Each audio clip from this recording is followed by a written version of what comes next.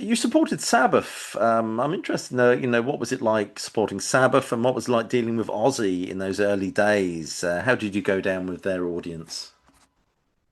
Um, Not too well. Okay.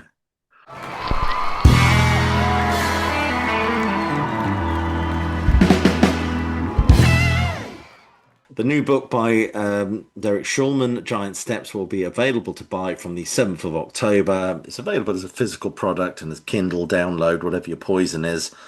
I would highly recommend it. It's absolutely cracking read. There are purchasing links just below this video. Why did you depart ways with drummer Martin Smith, and do you regret the way that things ended between you? No, not really, because Martin was a great guy. I mean, and a really good drummer. But his drumming was much more sort of jazzy and and and and not wanted to be. Yeah, we were doing things. We grew into being this band that were doing things which, again, we weren't even sure what we were doing, Yeah. but we were doing things that needed something to hold it together. And Martin was more of a jazz drummer and not really putting the downbeat into the music. So and there's also personal issues as well Mhm. that came into it. So it was a good thing for Martin because he was kind of being left behind to a certain degree. And we found Malcolm Mortimer for Three Friends. So Yeah.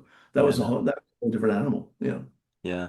Um, well, in between drummers, actually. I mean, you at one point you try King Crimson drummer Mike Giles. Why was he wrong for the band?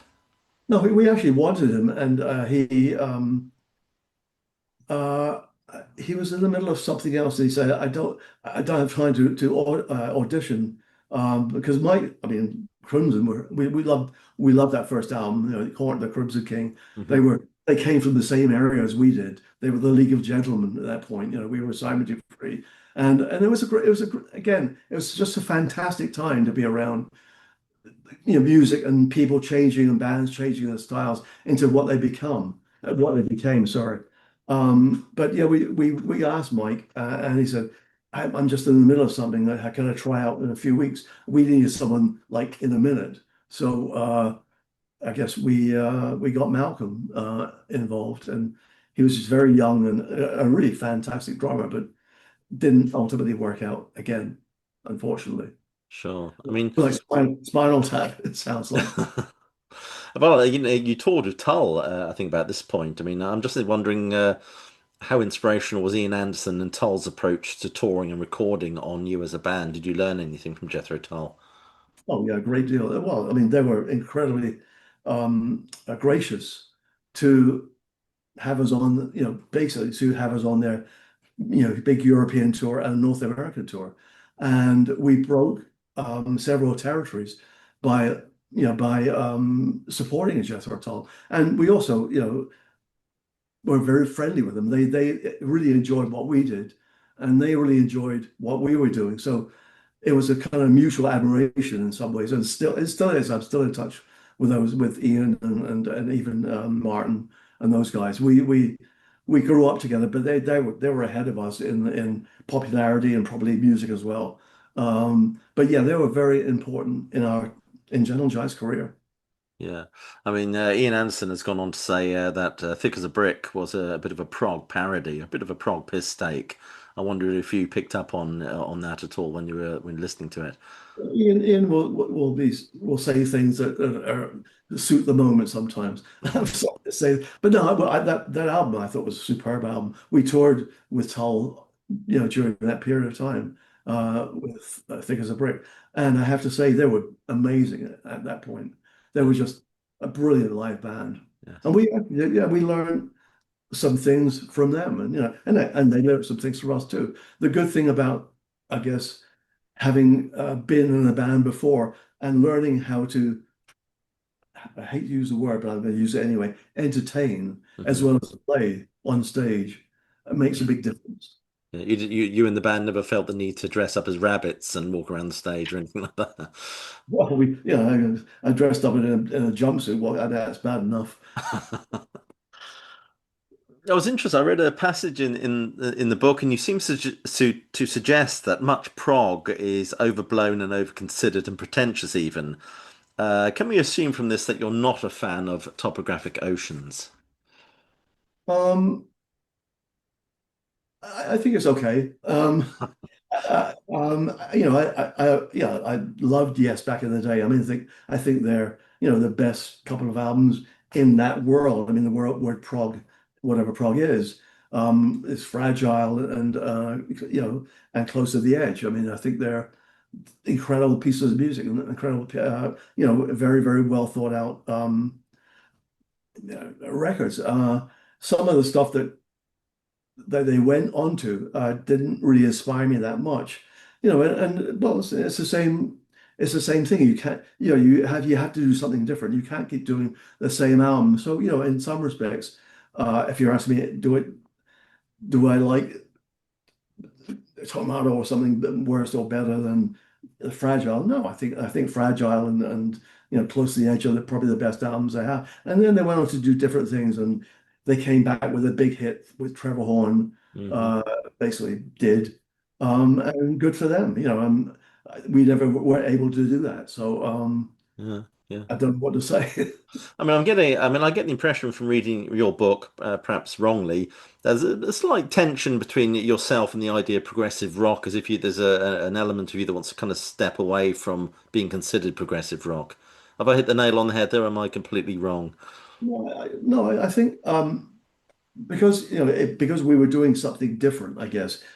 A lot of bands, including King Crimson, Yes, Genesis, ELP, are bagged into this type, this kind of like bag that says you're not doing three chords and a melody. I think Gentle Giant was a little different to that. I think that Carey's influence certainly was incredibly important in our compositions, if you like. And if you listen to the music that Gentle Giant did, and I don't say this with any pretensions or pomposity, but they were much more theme oriented.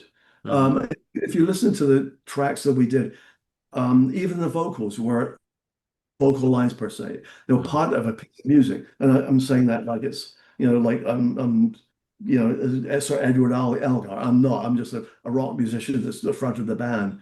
But if you listen to the bass part, the bass will shadow the vocal part, will shadow the keyboard parts, and it was different to a lot of the other bands where they played. They played like they were the London Symphony. We were never there. We got bored very quickly, and we changed pieces very quickly into other things. But if you hear the little parts in our music, they're always parts of the theme of the track, and that's something we always love to do. No superfluous noodling. No superfluous nudity, exactly that. So in that case, then, did it upset you when Melody Maker described your shows in London at this time as pretentious? No, actually, I think we loved that. Actually, we loved in fact, we embraced it. Uh, Uh, I'm not. Look, it would have been nicer to say they were incredible, mhm. but nevertheless, when Melody Maker said pretentious, we knew we weren't because we were playing for each other, not for Melody Maker. We were playing. In fact, we were a little selfish in some respects because we were playing more for each other as a band and pushing ourselves, and then putting ourselves on stage and hoping that we had an audience that would enjoy what we were putting out there. So we knew we weren't pretending ourselves. So we kind of made it a joke. And in fact, we had a sign during some of the shows that actually flashed pretentious. You know, because it made no sense, but we just laughed at it and said, okay, we're here we are, we are pretentious. And I think our fans realized it was a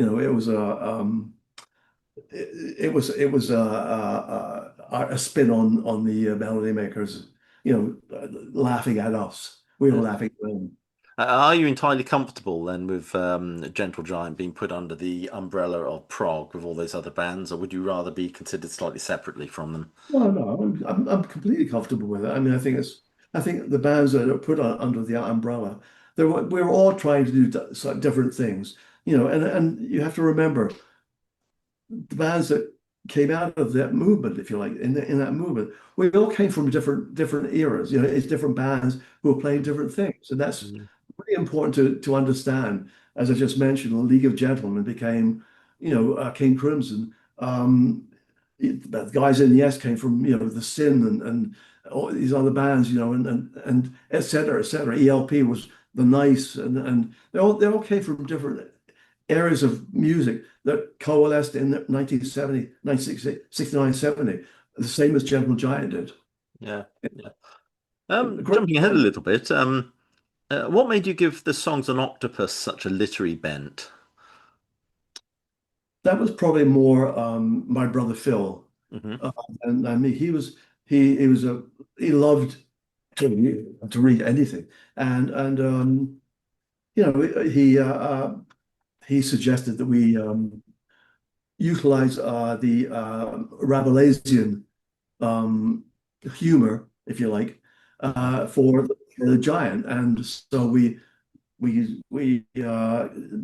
produced a couple of songs lyrically about Rabelais and Pantagruel and the story of that whole bizarre French, Middle Age, there's that kind of like lyrical themes. Phil was much more uh, how can I, influenced by something which was written. I was much more influenced by what was around me. So we had to change ideas when we wrote lyrics together.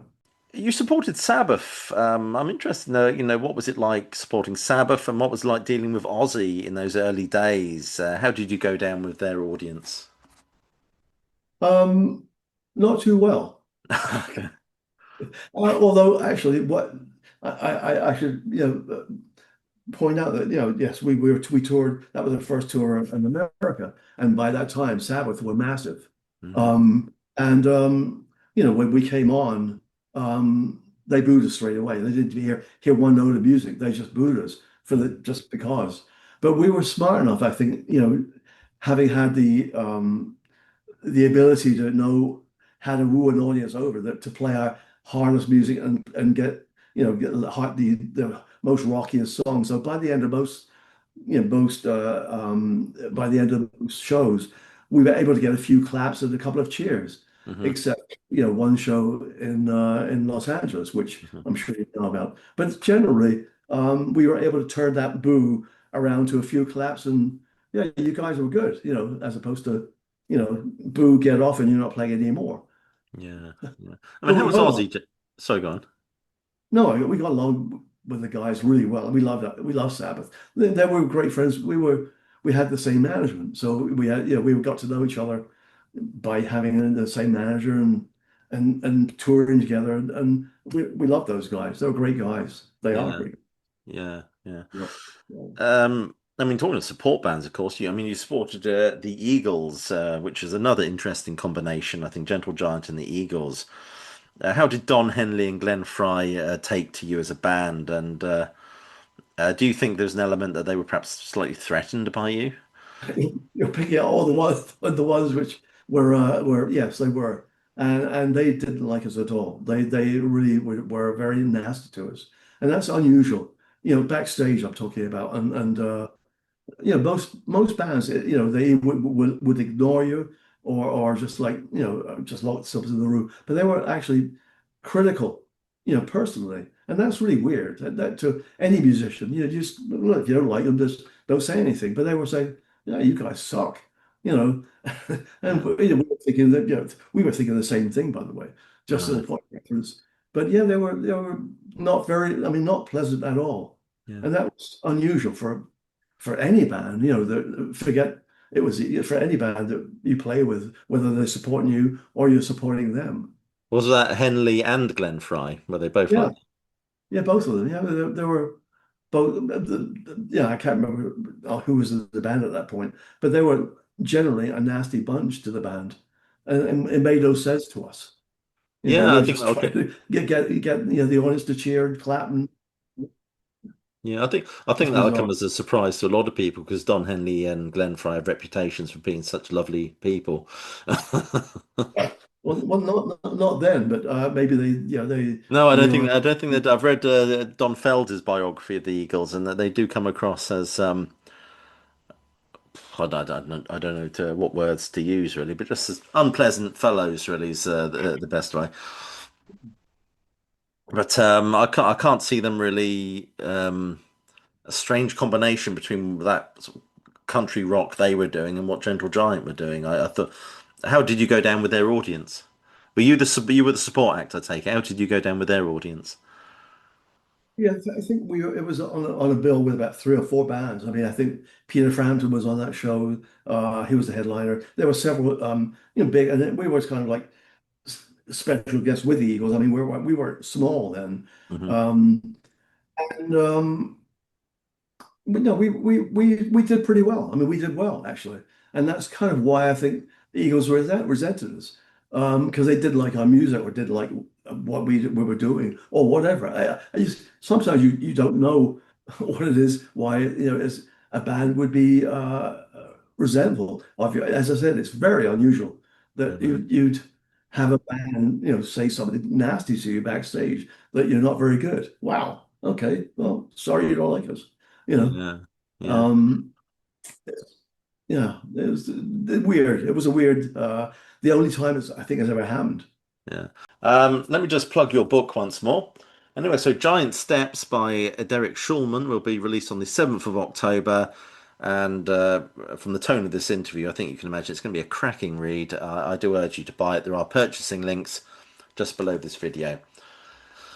Right, Derek, it's past my bedtime here in the UK, so I'm gonna call it a night. I want to thank you so much for participating in this, and best of luck with your book. Thank you, Larry. Great to speak to you again. Okay, Really. my pleasure. Bye bye.